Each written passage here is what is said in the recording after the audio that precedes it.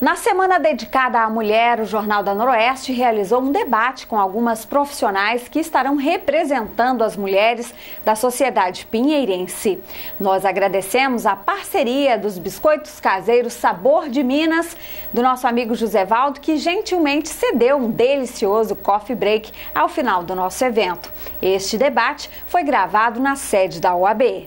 Olá! No Dia Internacional da Mulher, nós vamos falar sobre as conquistas da mulher e sobre o papel da mulher na sociedade. Nós vamos falar sobre os amores, sobre a vida, sobre o dia a dia, sobre a mulher que é mãe, que é empresária, que tem a sua profissão e que tem que fazer duplas ou triplas jornadas e exercer bem o seu papel de mulher. E para falar sobre o assunto, nós estamos recebendo aqui na sede da OAB, onde foi nos cedido o espaço para realizarmos este debate especial do Dia da Mulher, a doutora Érica Lopes, advogada e presidente da OAB. Recebemos também Umbelina Oliveira, que é assistente social judicial. Recebemos também Darcília Coimbra, educadora, e a doutora Sabrina Demetrio, médica, especialista em medicina estética. Nós vamos começar a falar sobre violência e amor. Será o medo ou qual será a reação dessas mulheres que, em muitos casos, têm os seus direitos violados? Para começar, nós temos aqui a história de uma mulher da nossa sociedade. Os nomes foram trocados para preservar a identidade de cada uma delas. Gabriele foi espancada pelo namorado, ela teve o rosto danificado, foi arrastada em uma estrada. Segundo seus relatos da polícia, ela foi ameaçada com uma corda no pescoço. Ela ficou em alguns dias em coma e depois de recuperada, ela retirou a queixa e voltou com esse namorado que voltou a agredi-la. Umbelina, na sua opinião, qual é o papel, como é a relação dessa mulher diante do papel que ela exerce na sociedade? A gente tem que analisar o fato mais de perto, né? Eu não sei quanto tempo ela tem de relacionamento com esse companheiro, então ela pode ter uma dependência emocional dele, sabe? E a gente não, assim, é muito difícil a gente avaliar o caso sem a gente atender essa pessoa e ver, assim, o contexto que ela vive, para a gente poder dar uma resposta mais acertada. Doutora Sabrina, a senhora deve acompanhar alguns casos, né, de mulheres nessa situação que tem junto a questão da violência e do amor, dessa dependência, né, desse marido, pelos filhos, pela questão financeira. Elas vivenciam esses momentos e acabam continuando com esses parceiros. Qual é a opinião da senhora com relação a essas situações? Bom, eu acho que cada caso realmente, né, tem sua individualidade. A questão da dependência, muitas das vezes a gente vê que é forte mesmo, tem até a questão da ameaça também, entendeu? Então a gente não sabe o contexto todo, mas muitas das vezes as mulheres são ameaçadas também, por isso que elas retiram a queixa, né? Então e outra coisa, eu acho que ela tem que ter o amor próprio, sabe? Então a gente tem que se valorizar mesmo, porque isso aí cada dia é uma coisa que está sendo mais frequente. Então você tem muito caso, né? Então a mulher tem que ter o amor próprio, tem que tentar se livrar disso aí. Eu acho que hoje em dia tem muitos órgãos que ajudam, né? Mas cada caso é um caso, né? Na questão que ela falou do amor próprio, muitas vezes essa, porque ser uma pessoa adulta já, tem que ter o histórico de família dela, né? Como foi a infância, a adolescência, a relação dela com o pai, né? Então ela precisa procurar uma ajuda psicológica, até para poder se fortalecer e se continuar recebendo ameaças desse companheiro, como a doutora Sabrina muito bem falou, ela ter forças para se livrar, porque a gente não sabe até que ponto vai gerar essa violência, se vai repetir, né? Porque por ela ser jovem, parece que ela não tem filhos, é um namoro, né? Então ela não tem filhos, ela deve viver cada um na sua casa e tal. Então aí a gente pensa que ela não tem uma dependência econômico-financeira, uma dependência pode ser emocional. Daí ela precisa de um suporte, um profissional, principalmente psicologia. Essa questão psicológica, deve causar até outros problemas com relação a essa mulher que se sujeita a essa situação. A senhora já acompanhou algum caso parecido, ou tem relatos de mulheres que passam por essa situação? Sim, com certeza. A violência contra a mulher, a amplitude dela é muito maior do que a gente imagina. Ela vem, como a Umbelina relatou, ela vem desde a violência da infância, a violência doméstica mesmo, que passa, às vezes o histórico daquela família já é um histórico talvez difícil, né?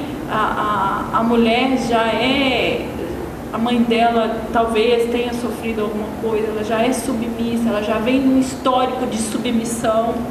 Então, muitas das vezes o preconceito vem da própria mulher em relação à submissão. A submissão não quer dizer aceitar tudo. Talvez as pessoas confundem submissão com respeito, né? O relacionamento ele tem que se dar pelo respeito. A própria Lei Maria da Penha, a tão famosa Lei Maria da Penha, ela é baseada nisso, no respeito. Quando se acaba o respeito, aí que entra o judiciário, nas medidas protetivas, se for o caso, até a prisão, né, dele, mas em caso ela não pode retirar realmente a queixa. Por quê? É muito complicado. Um homem que tem um histórico também, às vezes ele também foi vítima, né, na sua família, na sociedade, a gente também não sabe o histórico daquela pessoa, talvez ele também precise de tratamento. A gente precisa olhar os dois lados também, não só a mulher como totalmente vítima, mas ele talvez tenha sido também uma vítima em relação à violência doméstica. Então, se a mulher entende que o homem tem conserto, vamos dizer assim, né? Tem recuperação sim, se ela o ama, vamos procurar então um apoio, tanto do profissional jurídico como do profissional da saúde, para auxiliar os dois então. Se ele também está doente, se ela também está doente, para quê? Para que volte o respeito da família. Eu acho que isso é muito importante nesse contexto de violência contra a mulher. Darcília, em toda essa caminhada ao longo do tempo, acompanhando famílias inteiras, né, através da educação, através do educar, esses acontecimentos levam uma bagagem, né, a pessoa, ao aluno, a criança, a mulher, no caso que nós estamos falando, de acontecimentos, né? Eles trazem essa bagagem consigo para a vida inteira, quando têm a sua vida violentada, seja por agressão, seja por estupro, seja por qualquer outro fato. Na verdade, a violência contra a mulher, eu digo que é uma coisa cultural, né? Isso vem ao longo dos séculos, a mulher sendo menosprezada, com papel inferior, e culturalmente isso não desaparece com uma Lei Maria da Penha, com uma presença do judiciário, né? É preciso que haja a evolução das pessoas através da educação, do estudo, de fazer cursos superiores para poder ampliar o seu raciocínio e mudar também a sua postura vivencial. Eu acho extremamente complicado esse fato, porque muitas vezes ele fica escondido. Então nós temos sim na escola, durante os mais de 30 anos que eu milito na educação, crianças que trazem as consequências desses lares, né? Presenciam violência contra a mãe, né? E participam, às vezes até são violentadas. Então a gente lida com essa situação, mas é muito difícil nós termos essa informação segura. A criança também tem medo de falar, como a mãe tem, a criança também tem medo de falar. E eu acho que avançou muito. A Lei Maria da Penha, não resta dúvida que foi um grande avanço, mas eu não considero que uma lei vai acabar com isso, não. Até porque a gente vê casos que a pessoa é amparada pela medida protetiva da lei e acaba sendo assassinada pelo marido, né? Então a lei não protege. Então eu acho que nós temos que fazer esse papel da mídia, de conscientizar, de alertar, né? de encaminhar. É um papel de mudar a cultura de um povo, né? No caso específico que você falou aí, a psicologia explica com a síndrome de Estocolmo, né? Onde a pessoa se apaixona cada vez mais pelo seu agressor, por aquela pessoa que tentou tirar a vida. Então isso tudo aí tem que ser tratado de uma forma ampla, mas a conscientização, junto com a lei, pode fazer um papel melhor. A mulher de hoje, ela precisa trabalhar fora, precisa ser financeiramente independente, precisa de tempo para cuidar da casa, do marido, dos filhos, e ela também precisa se cuidar, cabelo, unhas, e tudo isso demanda tempo. Qual é o papel da mulher na sociedade e o que é esperado dessas mulheres atualmente? Ou seja, a mulher tem todo esse papel, jornadas triplas, né? Com filhos, casa, marido, trabalho.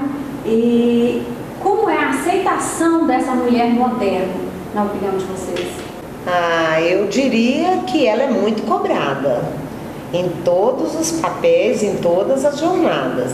Se ela tem tempo ou não para se cuidar, ela é cobrada, e cobrada pelas próprias colegas mulheres, né? Pelas próprias parceiras. Ela é cobrada, ela é cobrada pela educação dos filhos, culturalmente também. Um filho bem educado é mérito da mãe, mas um filho mal educado também é demérito dela, sendo que o filho não foi feito por ela sozinha, né? Mas fala assim, sua mãe não te deu educação? É essa frase que a gente ouvia desde criança. É verdade. Então eu acho que ela é muito cobrada. Ela tem que, vou usar aqui um jargão do Faustão, ela tem que se virar nos 30 para dar conta de muita coisa, né? É verdade. E até pelo próprio marido, né? Com certeza. Tem que estar sempre bonita, tem com 1000 afazeres. Sem falar também que a autoestima da mulher está atrelada a essa aparência dela. É verdade. Não é? Então ela tem que alimentar essa autoestima dela para segurar um casamento, para os filhos enxergarem uma mulher elegante, bonita, bem vestida, a sociedade também. Então é uma cobrança muito grande. De todos os lados vem as cobranças, né? Não. E ela acaba exercendo vários papéis, então fica sobrecarregado. Mas você tem que dar conta de tudo. Não é brincadeira. A melhor, né? Eu acho que a questão... Tem que tentar ter o equilíbrio, né? A gente tudo tem o equilíbrio, porque se você se dedica muito à educação dos filhos, ao trabalho e deixa o relacionamento à parte, né? Defasagem, o casamento acaba. Vai um prejuízo, exatamente. Então acho que a mulher tem que ter inteligência, né? Tentar, né? Buscar esse equilíbrio, né? Esse ponto de equilíbrio. Até que ponto eu estou me dedicando tanto ao trabalho, à minha atividade profissional, meus cursos, meu aprimoramento, e deixando o meu lado pessoal de lado, né? Então é preciso pensar sobre isso, como você falou, Darcília, porque pode colocar em jogo um relacionamento com certeza. Tempo, né? E que ela não quer, certamente, a mulher não quer isso. Esse avanço todo que a Darcília falou, essas conquistas todas foram muito saudáveis, foram ótimos, né? Vamos lembrar das nossas mães, das nossas avós, quanto elas sofreram, né? Pela dependência. Eu estou vendo... Era subserviência, né? Estou vendo a minha mãe, como ela sofria por ser dependente do meu pai. Eu acho que a minha busca pessoal, até pela conquista profissional, se deve ao que eu vivi em casa, né? Então é um espelho que a gente teve, que a gente quis mudar, né? E foi ótimo, eu acho que é uma conquista excelente, mas é preciso buscar sempre esse equilíbrio. Uma coisa que você falou inclusive, nosso próximo tema, de mulheres que preferem investir na carreira profissional e muitas vezes não ter filhos. Nós tivemos alguns relatos de pessoas que nos falaram de cada um da sua vida para que a gente pudesse debater. Então ela preferiu investir na carreira e não ter filhos. Só que o que incomoda é ela ter que explicar para a sociedade por que ela não optou por não ter filhos. Então isso a incomoda, né? Por ela ser uma mulher digamos que considerada mais moderna e prefere viajar, prefere curtir o marido e optou por não ter filhos. Doutora Sabrina, a senhora já acompanhou casos como esse e a questão do preconceito das próprias mulheres, né, em estar pensando, você não teve filhos, já acha que tem algum problema, e não que seja uma opção dessa pessoa. Eu acho que a gente tem que respeitar a opinião de cada um, né? Realmente ter filhos no mundo de hoje não é tão fácil, tão simples, né? Lógico que é bom demais ser mãe, bom demais ser, né? Mas é a opinião de cada um e a escolha que ela fez. Então, eu acho que realmente eles passam por esse é tipo um preconceito mesmo, né? Porque a maioria das pessoas tem filhos, constrói família, trabalha, então a pessoa que opta por não ter filho acaba sendo né, vítima do preconceito. Doutora Érica, nós temos também casos de papéis que foram invertidos. A mulher ganhava mais que o homem, então, em uma conversa, eles decidiram que ele ficaria em casa cuidando das crianças, inclusive nesse caso, porque tem uma das crianças que precisa de cuidados especiais, e então ela tem um salário melhor e eles decidiram que ele ficaria em casa. E eles têm muito preconceito com relação a isso também. A senhora tem relatos de fatos como esse? Qual é a sua opinião com relação a essa inversão de papéis, mas tudo combinado, conversado ali entre eles? Eu pessoalmente vivo uma inversão de papéis, não no sentido dessa forma que você disse, mas até já fui questionada em relação a isso. E quanto à minha vida pessoal, nós não temos problema porque eu faço o que eu gosto e ele faz o que ele gosta. Meu marido, ele tem uma confeitaria e é um cozinheiro de mão cheia. Inclusive todas aqui são clientes dele e ele realmente está muito feliz no que faz. E eu também estou feliz no que eu faço. Falam comigo, mas vocês têm um papel invertido, porque ele deveria ser advogado e você a confeiteira, a cozinheira. Por quê? Porque se ele gosta, se ele faz o que ele gosta, ele fez administração de empresa e investiu, porque ele tem o dom, ele sempre teve o dom. A dona Darcília até já conviveu com ele, a gente fala não dona Darcília, tia Darcília, né? Ela conviveu com ele por muitos anos e desde muito pequeno, ele é muito amigo do filho dela, então ela até sabe, ele sempre teve esse dom. Então assim, se ele nasceu com esse dom, por que em relação ao preconceito? E por que eu também tenho o preconceito que essa profissão de advogado é uma profissão masculinizada? Não acho que essa inversão de papéis seja um problema e quem vive isso, eu acho que tem que procurar o equilíbrio sim, é igual a Melina disse, esse equilíbrio é fundamental, porque antes a mulher talvez era submissa, talvez não, ela era submissa, talvez não vivia um conflito tão grande como nós vivemos hoje, com essa jornada tripla e etc. Ela tinha uma só jornada, que era a jornada de casa e filhos, e tinha um sonho em crescer profissionalmente, mas a questão de gênero tiveram muito preconceito por muitos anos. Então hoje a mulher vem trabalhando muito para acabar com esse preconceito, e eu acho que é buscar esse equilíbrio. E se a mulher, o casal, a mulher não consegue esse equilíbrio sozinho, busca uma ajuda profissional, o psicólogo está aí para isso, né? E se buscar o equilíbrio, eu acho que a mulher vai ser, vamos ver, assim, ela mesma vai ter amor próprio e os problemas, não é que os problemas vão acabar, as pessoas costumam dizer assim, mas porque você não expõe, você não fala, você não tem problema? Não, eu tenho problema.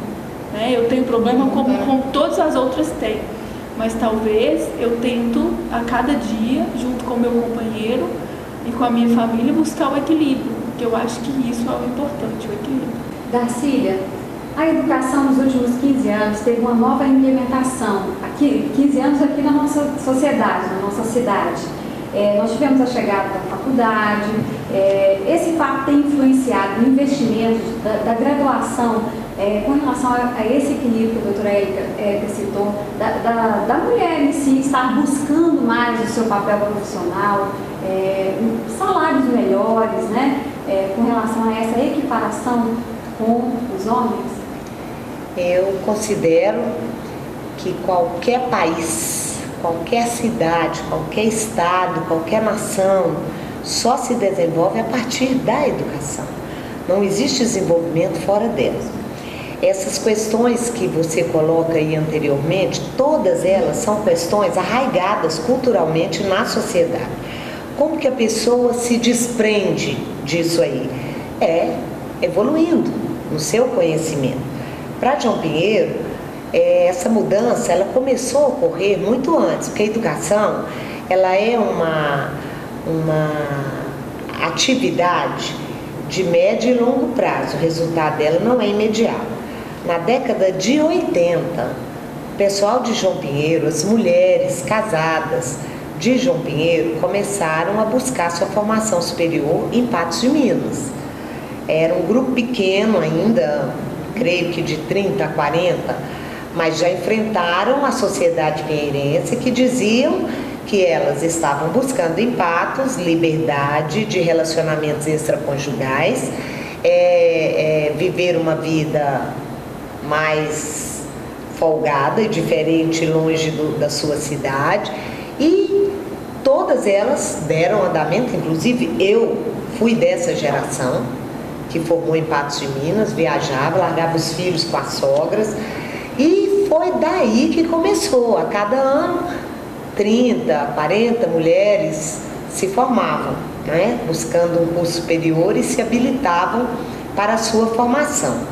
De lá para cá, essa coisa veio mudando, e veio mudando gradativamente. O salto acontece aí quando a faculdade instala em João Pinheiro, porque mesmo tendo aí a faculdade de Patos de Minas, a faculdade de Paracatu, jovens que vão para fora buscar sua formação, aqui tinha um contingente muito grande de pessoas que não tinha essa disposição de deixar sua casa, sua família, seu marido para ir para fora estudar. Com a faculdade aqui, nós temos aí também um contingente muito maior de formados, né?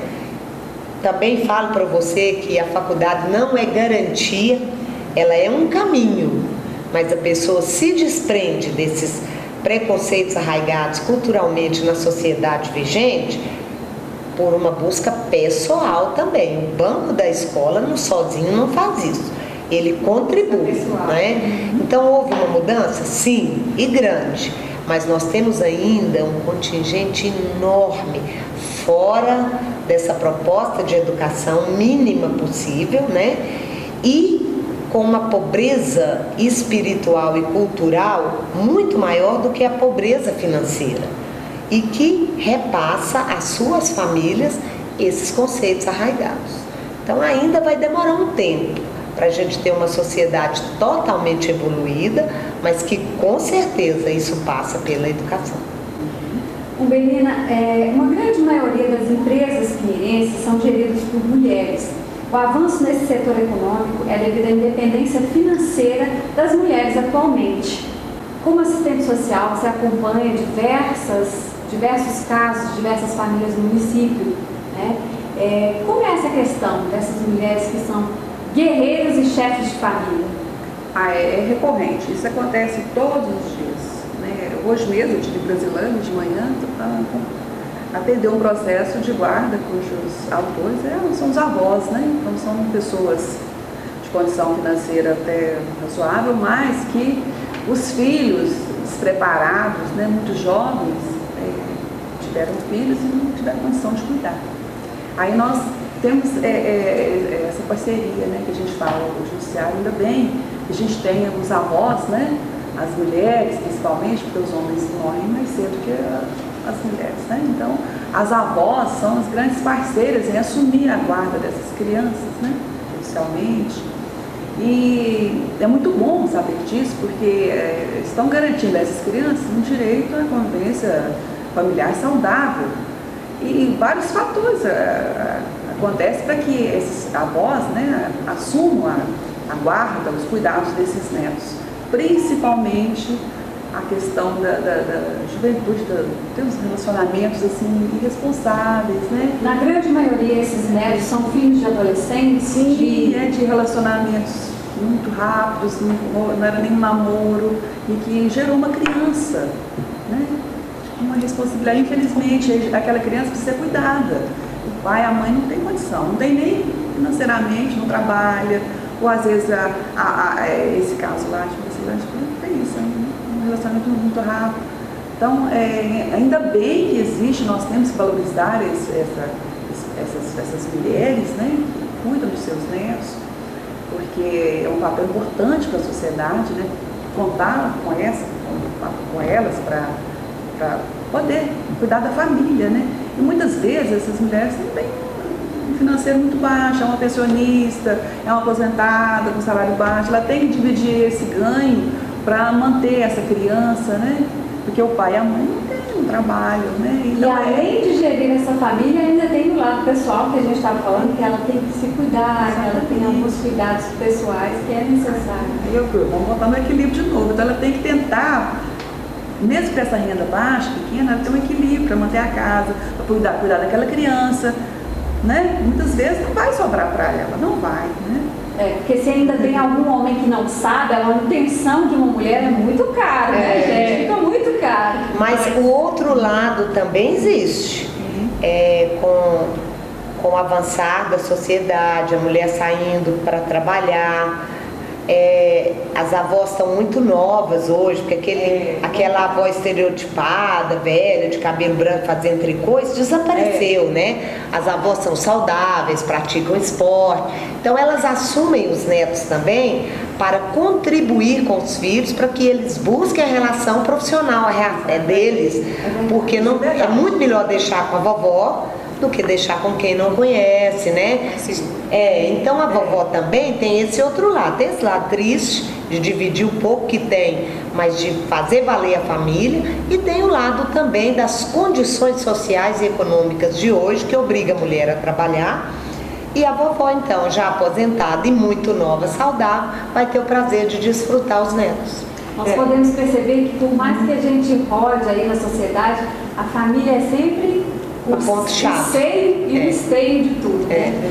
Então, quando você vai buscar o contexto, aquele filho não é dela, aquele filho é da filha. É o neto. Mas é o neto. Tinha o preconceito, aí fazia aquela adoção à brasileira, né? Só ia lá no cartório e registrava como seu. E assim foi por muitos anos, porque justamente a questão do preconceito em relação à mãe solteira, o preconceito da mulher ter que assumir sozinha o papel de pai e mãe, né? A sociedade não admitia, evoluiu em relação a isso, tá difícil, tá? Para quem assume o papel de pai e mãe, que nós temos uma mãe aqui, né, Melina? Nós temos uma mãe, né? Então é difícil criar, né, a educação de um filho sozinho, mas mas antigamente você via isso dessa forma. O que me chamou a atenção na sua fala aí, Érica, é a palavra mãe solteira, né? Isso foi um estigma da sociedade e dos filhos oriundos dessa relação, né? A lei também corroborava isso. O pai era ignorado no registro, não identificado, a mãe era solteira, e isso era um estigma social e moral da época, né? E isso mudou. E eu fiquei muito feliz recentemente ao ouvir o Papa Francisco. Ele não condenou, mas ele criticou a Igreja Católica, que esteve historicamente atrelada ao Estado e que trabalhava dentro da mesma linha, né? Quando ele falou da questão da mãe solteira. A frase dele é célebre e ela tem que ser aplicada a partir do século XXI para todos os séculos que irão vir, que eu não sei quantos, mas não existe mãe solteira, existe mãe. A única coisa que existe é mãe. Não existe mãe solteira nem mãe casada. Então eu achei assim que isso foi um alento muito grande para as leis que ainda são preconceituosas, porque não sei se estou falando bobagem, as da área aí que me corrijam, mas o nosso código é antigo demais ainda, não é não? É antigo, mas nós tivemos uma evolução muito grande, não existe preconceito, mas em relação à legislação, sobre esse estigma, como foi falado, em relação à mãe solteira, existe mãe, né? Existe a mulher que acumula o papel financeiro, emocional, né? de pai e mãe. Provedora, ela é provedora. Né? Então é isso, existe a mãe, é a mãe com, eu acho que com todas as letras maiúsculas, porque ela é muito mais corajosa do que as outras. Aquele papel secundário que existia antigamente, né? Que ela ocupava, hoje ela é protagonista. Então ela que assume. Eu vibrei com a fala do pai. A maioria das responsabilidades ali de casa, da família. O nosso Código Civil de 1916, ele realmente era bastante preconceituoso. Mas em 2002 nós tivemos... Até o processo de adoção era terrível. O que a mãe tinha que falar do filho que ela não tinha condição de criar era uma renúncia plena e total daquele filho. Eu participei de um processo na década de 80. Era terrível. Deve ter sido humilhante até. Não, era uma... E olha que esse processo foi feito em família, né? Tudo acertado, mas o processo judicial ou jurídico, não sei como que denomina a nomenclatura certa, é cruel com a mãe, cruel. Era, não sei hoje. Mudou. Doutora Érica, como é a relação da mulher e o homem na sociedade com relação às questões alimentícias? Infelizmente, eu já ouvi relatos de entrevistas, né, de mulheres que chegaram a dizer que não, eu vou arrumar mais um filho para eu ter mais uma renda como pensão alimentícia. É bem lembrado. A pensão alimentícia, ela não é para a mulher. A pensão alimentícia, ela é para o filho, né? Inclusive, a própria legislação fala que quem tem que custear meio a meio, a legislação fala em 50% é a mãe e 50% o pai. Justamente tirando esse estigma aí da questão do preconceito, vamos dizer assim, até mais que estigma, né? Da mulher. Então, a própria legislação incentiva que a mulher trabalhe, incentiva que a mulher vai para o mercado de trabalho e busque uma profissão, um trabalho remunerado, porque a responsabilidade, ela é da mãe e ela é do pai. Então, ele vai pagar uma pensão, só que a pensão, ela não é só para o pai, ela não é só para o pai pagar. A mãe também pode. Se aquele pai chegou um momento que ele entender que a mãe não tem condições financeiras e psicológicas para estar cuidando, assumindo a responsabilidade do filho, ele pode sim lutar, como a Umbelina disse, que ela passa frequentemente por isso, ele pode lutar pela guarda daquele filho e ele vai cobrar também a pensão da mãe. A parte que cabe a ela. Então, essa pensão, ela não é, a gente precisa lembrar que ela não é para a mulher, ela é para o filho, a pensão alimentícia do filho. Umbelina, muito obrigada por ter aceito o nosso convite, gostaria que você fizesse aí as considerações finais. Eu que agradeço, né, a Governo Noroeste por esse convite que foi feito a mim, espero que tenha contribuído, né, essas poucas informações que eu pude dar aqui, para esse papel da mulher cada vez ser mais dinamizado, que as mulheres cada vez mais procurem, né? A educação, como a Darcília muito bem falou, né? Procurem se libertarem, procurem buscar alternativas para suas vidas, né? Isso que a gente quer para as mulheres de João Pinheiro e para todo o mundo, né? Porque quando elas buscarem essa autonomia, sua vida, né? de uma formação, não só na escola, mas como a Érica falou, uma leitura, buscar seus direitos, procurar cuidar da saúde mental, a saúde física. Certamente nós teremos uma João Pinheiro melhor, um Brasil melhor. Doutora Sabrina, quero agradecer a sua presença, ter aceito o nosso convite. Muito obrigada pela sua participação. Obrigada pelo convite, fiquei muito feliz de poder estar aqui. Queria dar um recado, né, para as mulheres de João Pinheiro aí. Eu acho que a gente tem que continuar tentando alcançar mais o nosso espaço na sociedade. Acho que a gente é capaz, né, e muito capaz, e continuar sendo a protagonista mesmo. Acho que a gente consegue assumir vários papéis ao mesmo tempo, é sobrecarregado, mas a gente tem capacidade de fazer isso e fazer bem feito. E a doutora Sabrina, da área de medicina estética, né, está aí também atendendo João Pinheiro. Pode fazer seu marketing. Estou atendendo sim na Clínica São José, medicina estética e dermatologia. Então, se precisarem, pode contar lá com a gente. Eu acho que não só com estética, né? Hoje em dia o câncer de pele está aí, a gente tem que se cuidar. Então, o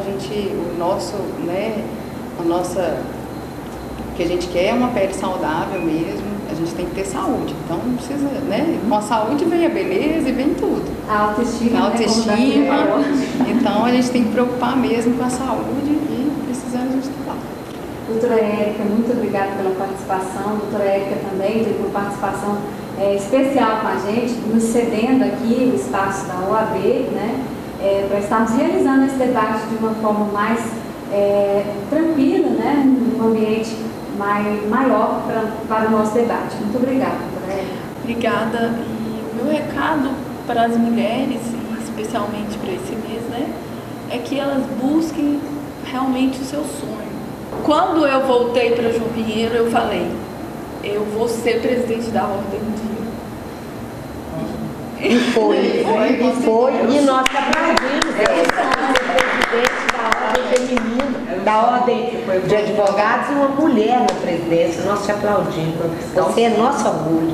Então eu falo assim, lutem pelos seus sonhos. Ele chega.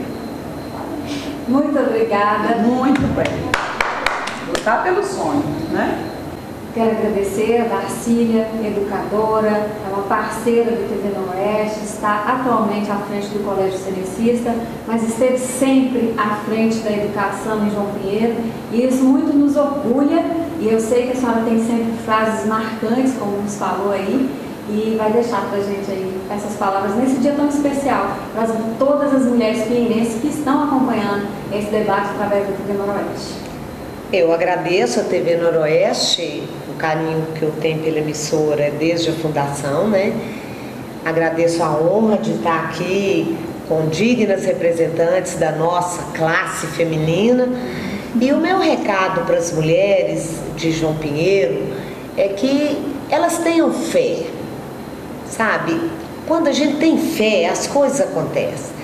Então não se acomode, lute pelo seu espaço, busque os seus direitos, né? Não se submeta à perda da sua dignidade. Exerça a função que Deus deu para nós. Porque Deus nos deu a função de sermos felizes e empreendedores. Ele não nos fez para estar acomodados e nem para sofrer. Ele não nos fez para isso. Então cada um tem que tomar posse. Com dificuldade ou facilidade, nós temos condição sim de sair do nosso lugar comum, mudar a nossa realidade para que os nossos filhos tenham uma vida melhor do que a nossa. Esse é o nosso compromisso. Então não se acomode, lute, busque. Hoje tem múltiplos órgãos aí à disposição, tem a doutora Érica aí com o judicial, a assistente social aqui também, judicial, as leis estão favorecendo. Então ela tem que ter coragem, ter fé e sair do seu lugar comum. Mulher nasceu para vencer. E nós finalizamos esse programa especialíssimo do Dia Internacional da Mulher. Eu quero agradecer à TV Noroeste, a pessoa do diretor Marcos Camargo, a administradora Beatriz Gonçalves, que tornou possível a realização desse programa. A gente até se emociona porque temos aqui a participação de mulheres tão importantes e tão queridas da nossa sociedade. Muito obrigada a todos vocês. Quero fazer agradecimentos especiais também à OAB por nos ceder aqui o espaço para brilhantar aqui o nosso cenário de hoje, na pessoa da doutora Érica, Lopes, presidente aqui da Ordem dos Advogados do Brasil, subseção João I. Agradecer também aos Biscoitos Caseiros Sabor de Minas, do nosso amigo José Valdo, que está nos oferecendo um delicioso lanche. A todos os participantes e funcionários da emissora, muito obrigada a todos, continuem nos acompanhando. A programação da TV Noroeste vai ao ar todos os dias, às 19 horas, com horários alternativos às 22 horas e às 11h30 da manhã. Muito obrigada pela audiência de sempre, continuem conosco, até a nossa próxima edição. E você também pode participar e interagir com a nossa programação através dos telefones 3561-1425 ou através do nosso endereço eletrônico tvnoroeste@yahoo.com.br. Muito obrigada e até a nossa próxima edição.